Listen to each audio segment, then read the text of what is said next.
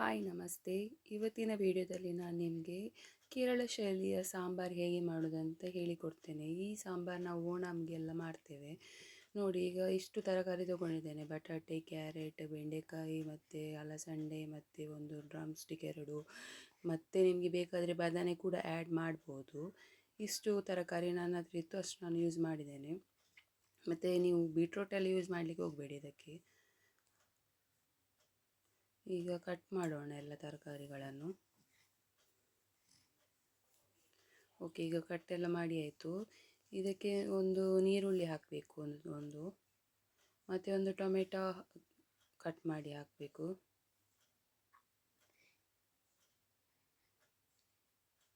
ಆಮೇಲೆ ನೀವು 2 ಗ್ಲಾಸಷ್ಟು ನೀರು ಹಾಕಬೇಕು. ಇದು ತರಕಾರಿ ಮುಳುಗುವಷ್ಟು ನೀರು ಹಾಕಬೇಕು ಇದಕ್ಕೆ. ಆಮೇಲೆ ಸ್ವಲ್ಪ 2 ಸ್ಪೂನು ಇದು ಹಾಕಬೇಕು, ಉಪ್ಪು.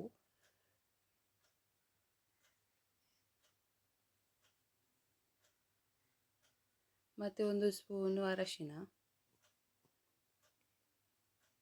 ಒಂದು ಅರ್ಧ ಸ್ಪೂನ್ ಸಾಕು. ನೀವು ಒಂದು ದೊಡ್ಡ ಸಣ್ಣ ಸ್ಪೂನಲ್ಲಿ 1 ಸ್ಪೂನ್ ಹಾಕಿದರೆ ಸಾಕು ಅರಶಿನ. ಆಮೇಲೆ ಇದನ್ನು ಬೇಯಿಸ್ಲಿಕ್ಕೆ ಇಡೋಣ.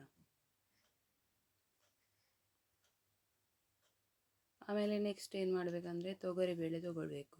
ಇದು ತರಕಾರಿಗೆ ಒಳ್ಳೆ ಆಗ್ತದೆ ತೊಗರಿಬೇಳೆ ಇದ್ದರೂ ಕೂಡ.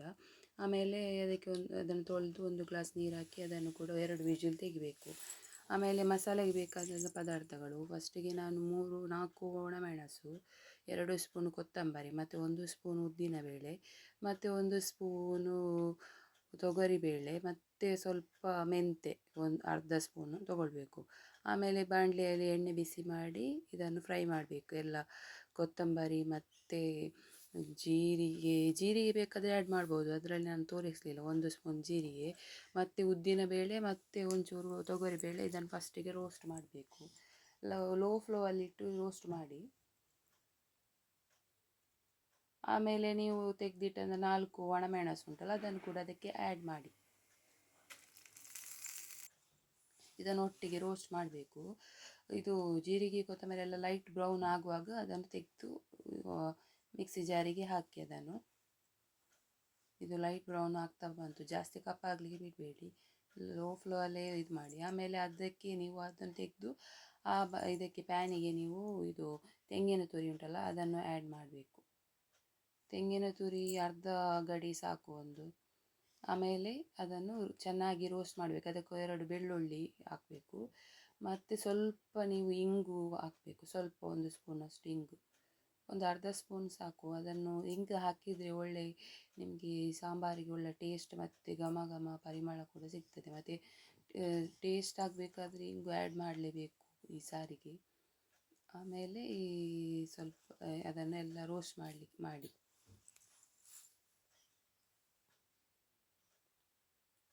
ಈ ತೆಂಗಿನಕಾಯಿ ಲೈಟ್ ಬ್ರೌನ್ ಆಗುವ ತನಕ ರೋಸ್ಟ್ ಮಾಡಬೇಕು.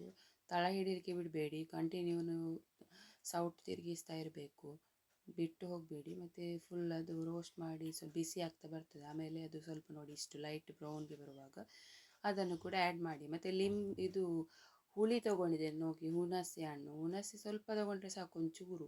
ಇಲ್ಲದಿದ್ದರೆ ಹುಣಸೆ ಅದಕ್ಕೆ ಆ್ಯಡ್ ಮಾಡ್ತಿದ್ರೆ ನೀವು ತರಕಾರಿ ಬೇಯ್ದ ಮೇಲೆ ನೀವು ಇದು ಹಾಕ್ತಿರಲ್ಲ ತೊಗರಿಬೇಳೆ, ಅದರೊಟ್ಟಿಗೆ ಸ್ವಲ್ಪ ಹುಣಸೆ ನೀರು ಹಾಕಿದರೂ ಕೂಡ ಆಗುತ್ತೆ. ಈಗ ನೋಡಿ ಮಿಕ್ಸಿ ಇದು ಗ್ರೈಂಡ್ ಆಗಿದೆ, ಇದನ್ನು ಇದಕ್ಕೆ ಆ್ಯಡ್ ಮಾಡ್ತೇನೆ. ಇದಕ್ಕೆ ನಾನು ಆಗ ಬೇಯಿಸಿದ ತೊಗರಿಬೇಳೆ ಕೂಡ ಆ್ಯಡ್ ಮಾಡಿದ್ದೇನೆ. ಮತ್ತು ಈಗ ಅದು ಮಸಾಲೆ ಕಡಿದದನ್ನು ಅದಕ್ಕೆ ಮಿಕ್ಸ್ ಮಾಡಿದರೆ ಆಯಿತು. ಈಗ ನೋಡಿ ಕುದಿ ಬರ್ತಾ ಉಂಟು.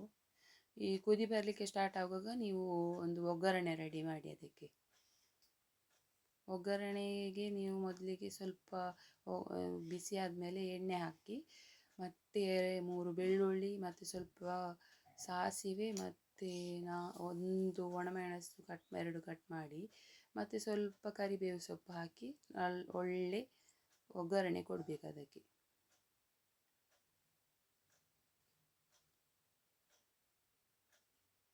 ಆಮೇಲೆ ಆ ಪದಾರ್ಥಕ್ಕೆ ಅದನ್ನು ಆ್ಯಡ್ ಮಾಡಿ ಒಗ್ಗರಣೆಯನ್ನು.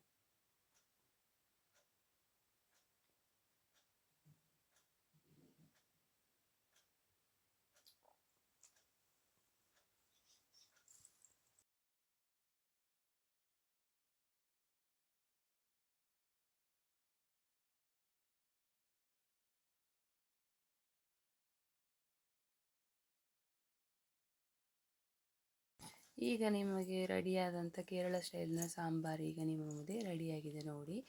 ಈ ಸಾಂಬಾರು ನಿಮಗೆ ರೆಸಿಪಿ ಇಷ್ಟ ಆದರೆ ನನ್ನ ಪೇಜ್ ಲೈಕ್ ಮಾಡಿ, ಫಾಲೋ ಮಾಡಿ.